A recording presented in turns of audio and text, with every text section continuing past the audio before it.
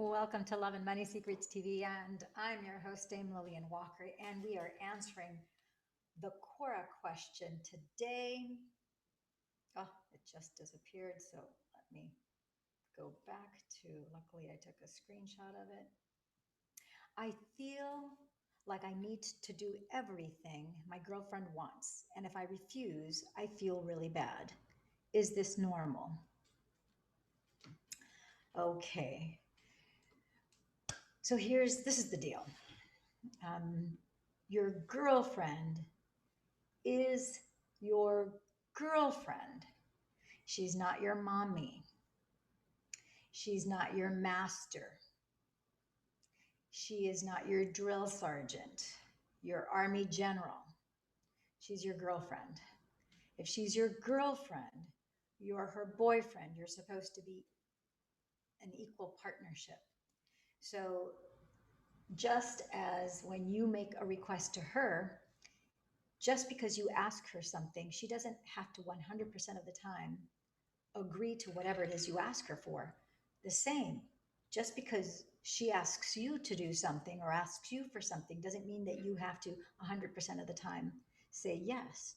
You both need to give each other the space and the freedom and the mutual respect to say no and to be okay with that. And you may not like the no, but guess what? You're a big boy. She's a big girl. You can handle a no. And if you get mad because she says no to you, you have two jobs: getting mad and then turning your attitude around and getting yourself unmad. And the same thing with her. If she gets mad because you said no to her, then she's going to have to not only deal with, she's the one who's making herself feel mad, not you. You say no to her, you're not making her anything. You're just answering her question. No, she can choose to feel mad. And if she chooses to feel mad, that's on her. She has to take responsibility for her own emotions, and she needs to do the work to turn her attitude around and not stay mad, because the only one who is the most affected, whose body is going to receive the most harm, is her body. Or if you're the one who's getting mad when you get the no, it's you. Now you're saying here that you feel bad. So I need to do everything my girlfriend wants. And if I refuse, I feel really bad. So don't feel bad. In fact, you can feel whatever it is that you want to feel, because it's your body, it's your feelings, it's your emotions. But I would sit with that feeling. And if I were you, what I would recommend that you do is that you sit with, why is it that I feel bad when I refuse her something? Is it because I don't like the feeling of the tension that that creates between her and me?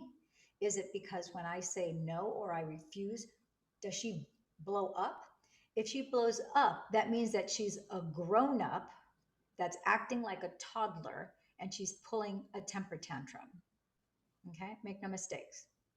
There, and this is one of the things that I've noticed that in adults don't recognize. If you have a child and you don't teach a child in childhood how to handle their negative emotions, and they're allowed to have tantrums growing up, and it doesn't stop at the twos and the threes, and it goes into the fours and the fives and the sixes and the sevens, and it continues on through junior high, high school, and then adulthood. You don't call it a temper tantrum anymore when a girl has a hissy fit, which is a temper tantrum, or a man has a rage or a hissy fit also. But make no mistakes, those are just, it's like a giant 2 or 3 year old having a temper tantrum, which is not attractive in a male, and it's definitely not attractive in a female. And I don't know about you, that is not an attractive quality for any human being to have. So I don't know how she's responding to you, but you're just talking about, you're taking responsibility for your feelings, and you're saying here that you're the one that feels really bad. And so is it that you feel really bad? Really identify where in your body you're feeling that bad feeling. Is it in the pit of your stomach? Is it in your chest? Where does that feeling of feeling bad reside in your body? Okay? And then secondly, I want you to think about and pay attention to what your inner voice, what your intuition, what your heart is telling you. As you focus the energy in your heart, say, okay, is this just my feeling bad, or is it my discomfort to the tension between her and I when we don't agree on something? That that tension that you feel between you and her is a polarity between the male and the female, between the masculine and the feminine. The degree to which you are able to sit, I want you to listen carefully. The degree to which you are able to sit with that tension in your masculine and be okay with however it is that she responds, the more attractive you're going to become with her. Um, Women lose attraction to men who turn into their little boys or sons, where they boss them around and tell them what to do. I don't know about you, but you know, if you were bossing her around and she turned into like your daughter, where she has to say yes to everything that you tell her to because you're the father and she's the daughter, there's no sexual attraction there. It's like, ew, it's not attractive at all. What you want is reciprocity. You want mutual respect, mutual give and take. And two adults who say, you know what, no, we don't see 100% eye to eye on everything. That's impossible. We're two different human beings. First of all, you're a male, she's a female. So there are some differences right off the bat because you're two different genders. Even if you were identical twins, you would have disagreements, less than the average population, but still your thumbprints, although you're identical twins, you have a little bit of variance in your DNA and your thumbprints would not be an identical match. You still have your own individual opinions. And even though you think in many ways the same, and you're brought up in the same household with the same, not the same childhood, but the same parents, the same environment, there are still differences. And so your individual uniqueness needs to be respected. Your dignity needs to be respected. So she needs to respect your dignity, your personality, your uniqueness, the who, as you're being deceptive if you don't really want to say yes and you're going along because you don't want to feel bad because she has an outburst, she gets angry, because she gives you the cold shoulder, whatever the case might be, because you can't stand in that space of tension. Because a very masculine man is able to stand in that space of tension. They can handle that polarity. They can lead. They could be that container that is able to absorb that and say, it's okay. I'm still here. I'm not going anywhere. I still love you no matter what. Yeah. It's like, yeah, we can agree to disagree. She has to be on the same page with you where she can agree to disagree with you too. So, you know what? You like chocolate chip cookies. I wanted us to only buy chocolate chip cookies, but you know what? I don't like chocolate chip cookies. I only like oatmeal cookies. You know what? Let's buy a dozen chocolate chip and a dozen oatmeal. We'll buy both and. It doesn't have to be either or. It can be both and. Or we'll buy half a dozen chocolate chip and have half a dozen oatmeal cookies. I'll eat the oatmeal. You'll eat the chocolate chip. We'll both be eating cookies. It's okay that they're different cookies. There's no right or wrong. You can respect the fact that she maybe is allergic to the chocolate and the chocolate chip cookies and can only eat oatmeal cookies, or vice versa. Maybe you're allergic to the oats and the oatmeal cookies, and the only thing you can have are chocolate chip cookies. Whatever, but you get the point, okay? So there's a whole lot more that's going on here than what meets the eye. This is not a one layer dimensional question or issue that is in between the two of you. And I want you to recognize that this has to do with an equal give and take, with reciprocity. It also has to do with your ability as a man to hold that tension and to be fine, to be able to be in your masculine power and to withstand that tension.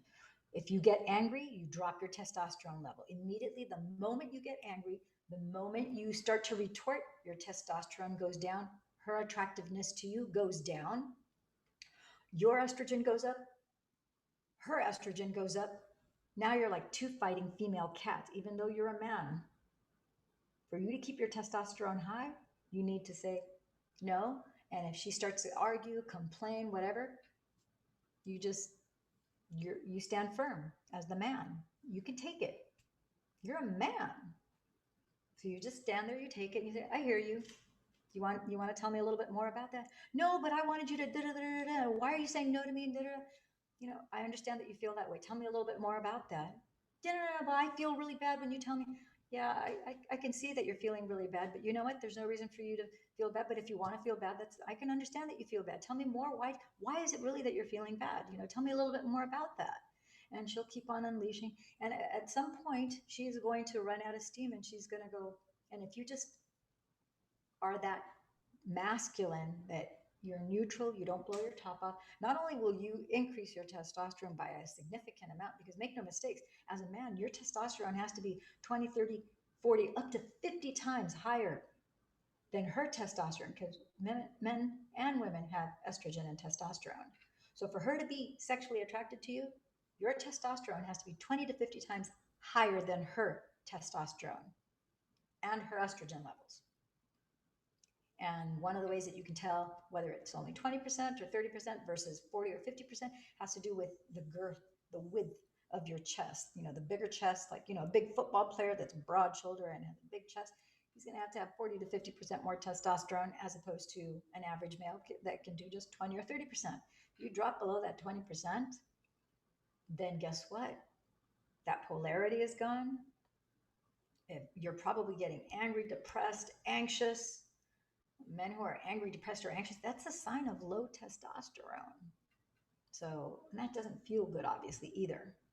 So, if you want to learn a little bit more about that, I'm going to be doing more YouTube videos on this. But one of the profound, world renowned experts for the last 25 years on this particular topic, specifically how you biologically are wired this way and how your behavior will increase your testosterone or drop your testosterone and increase your estrogen. As a man, you don't want to be doing behavioral things that are going to lower your testosterone and increase your estrogen, because not only is it not good for you health wise, but it's also going to turn off the opposite sex. And I don't know about you. The last thing you want to be doing is turning off the opposite sex. And you don't want to turn, like I said, you don't want to turn into her son. Okay? So thank you for tuning in, tapping in, turning on to Love and Money Secrets TV. It's 1:11 here right now. I'm so happy and excited. Thank you. You are one of 11,000. I'm going to show you real quick here on Quora. Thank you, thank you, thank you, you guys. We hit 11,500 in the last 30 days. Can you see that there? 11,500 in the last 30 days from August 9th to September 9th. And I was gone for about 14 of those 30 days because I was at a medical training. And anyhow, so here I am. I'm trying to catch up. I had 181 notifications. So I'm trying to do as many of these videos as I can and answer as many of these questions. Please, please, please hit the like button, because when you hit the like button, it not only makes me feel wonderful, and that's your way of saying thank you to me, but also it tells YouTube that you like this video, and it's going to put it in the search for other people who are looking for this content. It helps the YouTube algorithm. So share it with a friend, and please hit that notification button, that bell, so that every time we do Quora Answers and I post content here on Love and Money Secrets TV, you will be notified, okay? And again, because it gives my heart the warm fuzzies. And for those of you who have donated to my PayPal, to the YouTube channel, I just really want to thank you at paypal.me/Lillian Walker Now. I really, really appreciate it. I've been getting a lot of Europeans lately, it seems like, but thank you, all of you. Whether it's $1 or more, it doesn't matter. Everything is welcome. And I call it arigato money. It's a Japanese word for thank you.